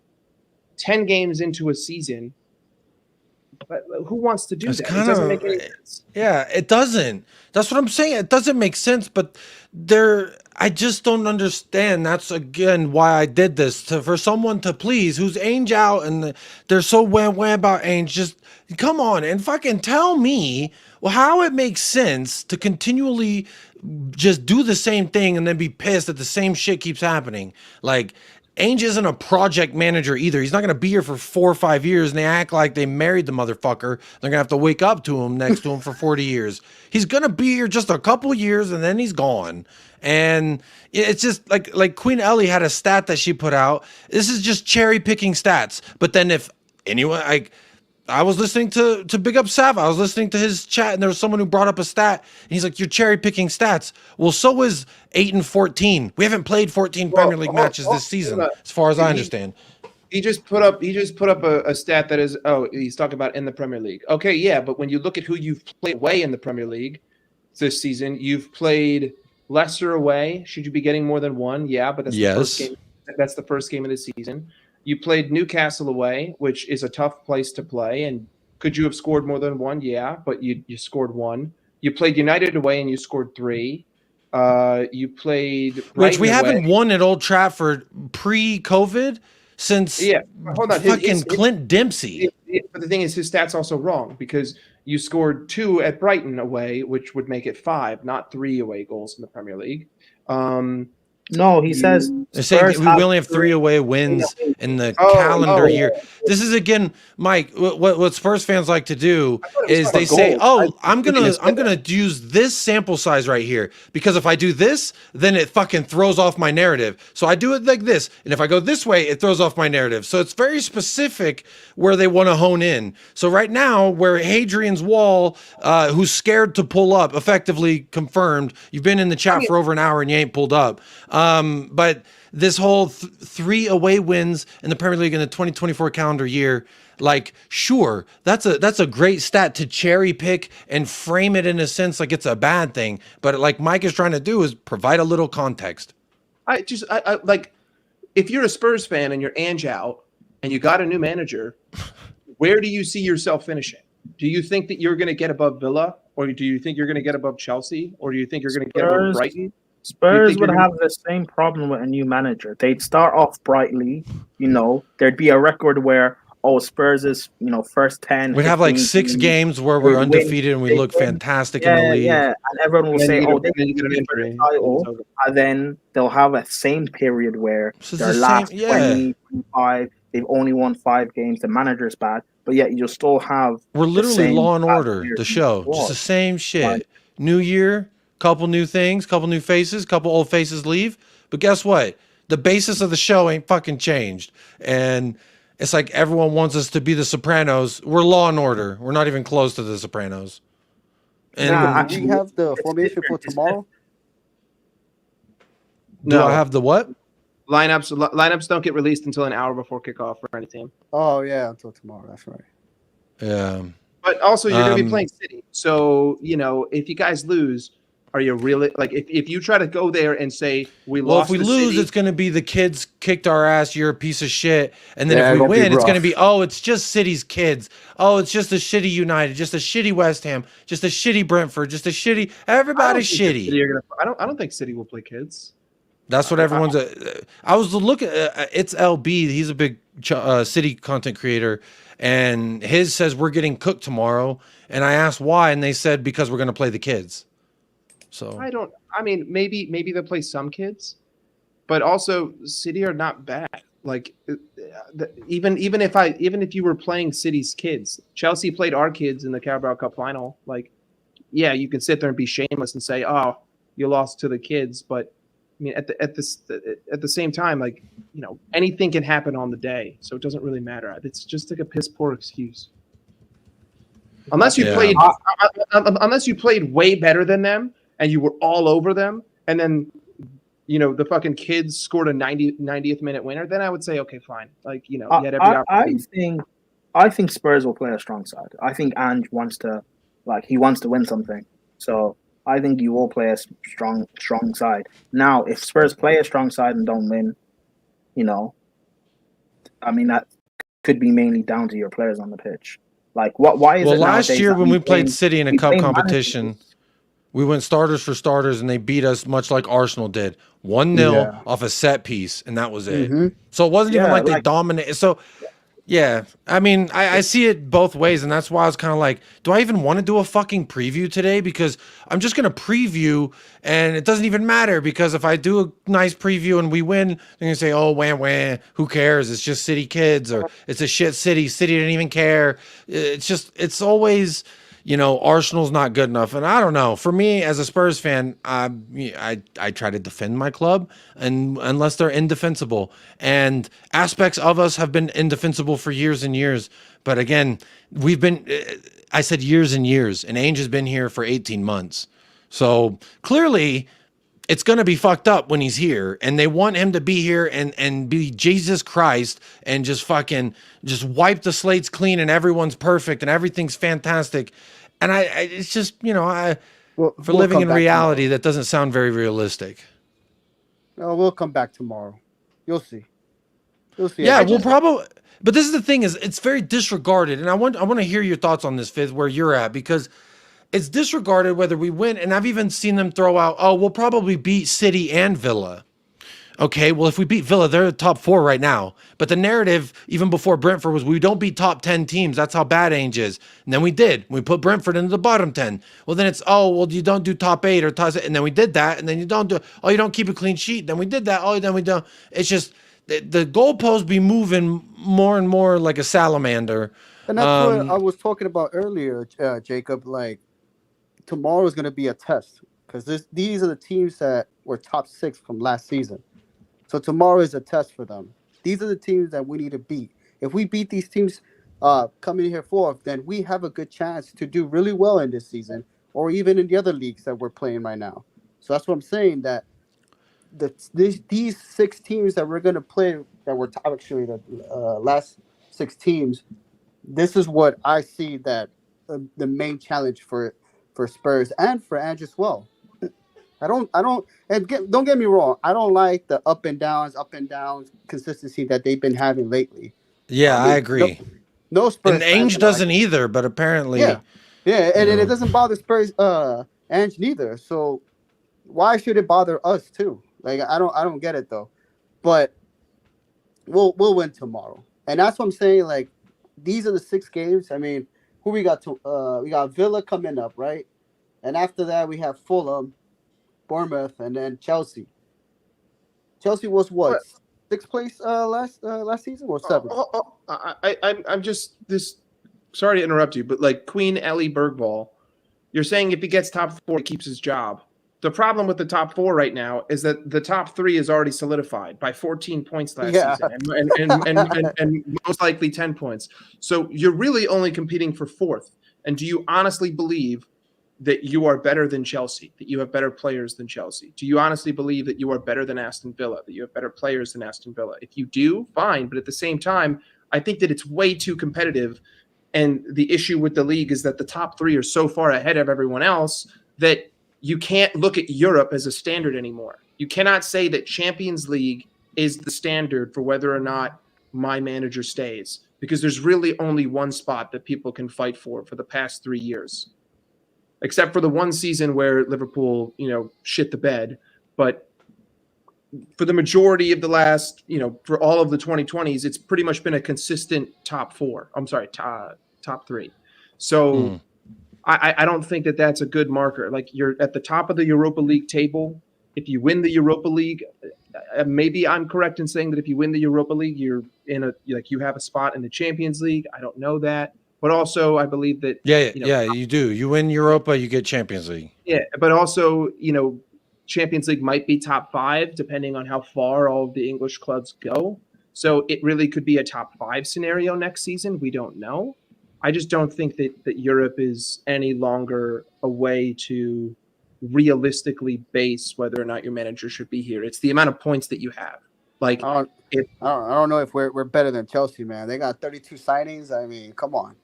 Those 32 signings are cooking right now. So, but also, I wanted to pull this up. This is Tottenham Hotspur. If you see here, this is our last 10 games. And that's not cherry picked. That's literally just what it is. That's facts. And Queen Ellie, again, you know how much I love you, but doing this, we lost 8 and 14 matches. Where? Which 14 are you talking about? There's a cherry pick stats you hear off other channels that you then carry over, and then y'all propagate this same highlighted emphatic. Like, it's just not even fair or contextually correct to even do that, in my opinion, because it really is just spreading propaganda in an essence of what you want it to be out there. Not you, Ellie, specifically, but the people. Oh, I've cherry picked these results in this amount of time because these numbers are facts that correlate to my narrative. But if you open it up any fucking weeks, 2 to the front, 2 to the back, it changes their fucking narratives. Why is it always those games? Why is it always that framework? And why did no Ange out pussies show up and tell me why I'm an idiot? Nobody did. They're all fucking scared. That's why. Because they want it to be on their channel where, oh, you make me money. Oh, you help me. No, motherfucker, I'll help you if I can, but my kids are done, and now I'm streaming. Here, someone show up, tell me why Ange is so fucking bad. It was a shit game, but tell me, can anybody tell me? If not one person has called in and give me any evidence why I think I should be feeling any different about Ange Postecoglou. Because there is no evidence for why you should feel different about Ange Postecoglou. Anybody who is, 100% Ange out is the kind of person that no matter what, they're going to be upset unless they get what they want. There's no compromising. And so if there's no compromising, you can't be happy. And ultimately, the only way that person would be happy is by winning the Premier League. But that's just a delusion because Tottenham are at least 2 years off of doing that, if they are ever even going to do it in the first place. Yeah, I agree, Ellie. Well, so like, what happens? And I read someone say like, win needs to get top 4 or win the Europa League, or he should be gone. I don't want to be that guy, but like, when's the last time you guys actually won something? Like, why should he go if you don't win the Europa League? I don't think that's like, is that fair? And also, even if he does go, who do then Spurs realistically bring in?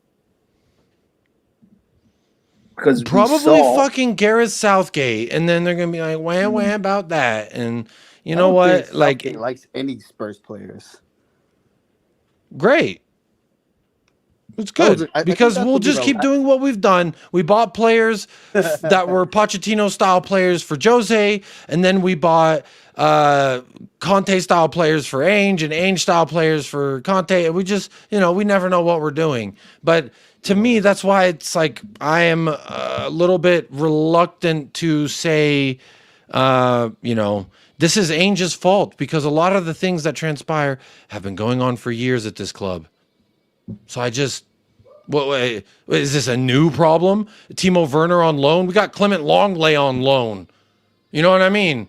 We got Richarlison for 60 million, but Ainge is so stupid for 55 million. Brennan Johnson. While I disagree on the signing of Brennan Johnson, there was 3 other wingers I could name off the top of my head that I would have wanted more. However, it's just weird that it's always Ainge. It's always Ainge's fault. But when it's Jose or Conte, of course they didn't want those players. Well, but the price tag you're attributing to Ainge indicates that you think he does want all these players, and that's just not true. And again, you know, maybe I try this again. Maybe all the fucking Ainge outers are, you know, cleaning their mother's ballroom shoes. I don't know. But, you know, again, I'll put the fucking invite out. Pull up with your fucking Javianas. I don't give a shit. And we'll do this damn thing because I'm not afraid of any fucking body. No one can put fear in me except for my Lord. All right? And you ain't that. Nobody is. So there's nothing you could do to me that would put fear in my heart. Because even if you showed up at my front door, I just found my 2 other boxes of bullets that fit into my 9mm. So talk to me real nice when you show up. All right? All right. So just so we get it clear, I'm not scared. You could pull up anytime. Anybody pull up anytime. We could debate about whatever. But I don't ever want to hear that Ainge inners are scared to debate because it's just a lie. And you're just saying that to make yourself feel comfortable. All right?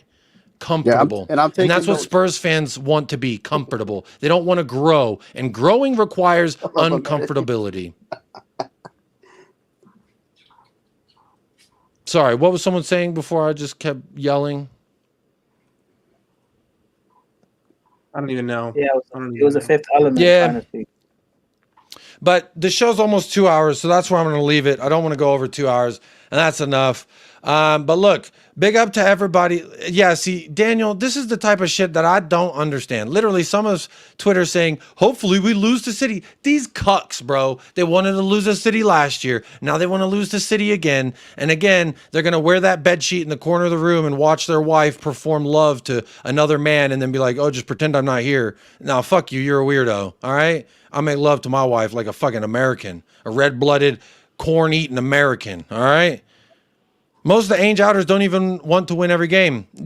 Just highlighted in the aforementioned comment, as well as, bro, I know. Why do they want to lose? Hadrian, bro, the link was there. You're a pussy. I don't know what else to say. It'll be available another time, but it was there the whole fucking show, and you want to wah, wah, wah, and just spread the same bullshit you hear. Well, come on and talk to me. That's what the whole point of this was. But you know what? I've run out of time. So as always, folks, thank you for those of you who pulled up. Big up Mike, Fifth, Prime, Jez. We had Josh Pavitt. Minerals FC was here. Am I missing anyone? I think that's it. I think that's everybody who pulled up, but none of them told me why I should be Ainge out. Jake, I said I was scared, so that was my defense. Do you know who he supports? What team he supports? Who? Minerals FC. Do you know what team he supports? Arsenal. Yeah. You know, I remember a few years ago he was on Lewis's Chelsea fan. What? Oh, he did? He was pretending to be a Chelsea fan. I mean, I remember he always used to say all the like, you're a long way from Starbucks. I exposed him as no. The guy that called in, that Minerals FC guy that called in to your channel. Yeah. Yeah. Do you know what exposed team him? That guy supports. You know what team he supports? I thought it was he said Arsenal today. Yeah. Well, he pretended to be a Chelsea fan for the longest. Wasn't until that I found out he supports Arsenal. And yeah, I thought Minerals was a Chelsea fan. I'm not gonna lie to you. Yeah, so yeah, I know Johnny Minerals. That guy is a Chelsea guy, but who knows? But look, I'll do this again, and whoever want to come on and try and convince me of whatever the fuck you can try. The invitation was there, and no one wanted to take it except for some really beautiful people that I got to speak with tonight. So thank you so much to everyone who did pull up tonight. 152 votes in the poll, so no reason we shouldn't be over 100 likes, but I'm sure we are under 100 likes because y'all are some frauds. You're scared to come outside. Yep, we are scared. Bro, we didn't even hit 50% likes to vote ratio, and y'all are just frauds for that. But you know what? I think I might have to be a villain from now on. I think I might just have to start shooting back because motherfuckers think shit's sweet, all right? And shit ain't sweet. And to anybody spreading lies about my name and about things that transpired in another chat the other day, shame on you. And you're an L human. But I'm not surprised because your mother probably didn't breastfeed you. You fucking loser. Crying in the corner, huh? Mind if I join you?